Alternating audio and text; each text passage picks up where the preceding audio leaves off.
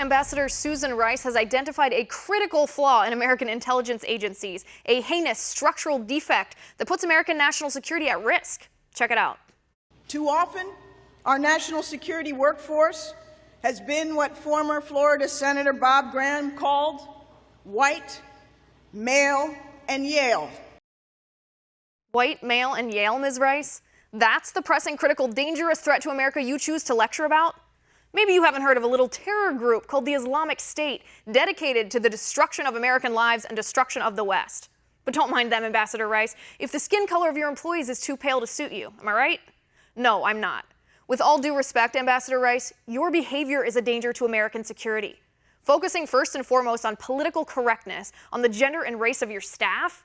But that's nothing new to you, is it, ma'am? You're a patsy for the Obama administration and their agenda to use political correctness as a tool to divide the American people into factions, pit us against each other, blacks against whites, men against women, Muslims against Christians, gays and lesbians against straight people. Ambassador Rice, the record of your lies speaks louder than your cries of racism. We don't believe you. I don't believe you. And why should we? The attack on Benghazi that cost us 4 American lives was a direct result of a YouTube video you told us. Lie. As an ambassador, you should know better. As a national security expert, you knew better. No attack staged in that manner could be spontaneous. No reports from the ground, from our country, from our intelligence agencies corroborated your made-up story, fed to you by a president who fundamentally rejects identifying the enemy as radical Islam.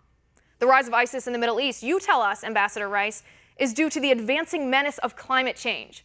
Those are your words, ma'am. The race and gender of your employees, Ms. Rice, are not a threat to national security. But the ignorance of assigning random, ridiculous causes to serious events, blaming the attack in Benghazi on a video when you knew better, blaming radical Islamist terrorism on a drought because you're too afraid to identify the enemy of radical jihadists, following the footsteps of a blind administration like a sheep doped to follow her leader over a cliff, that's a danger to everybody's security. And that's my final point.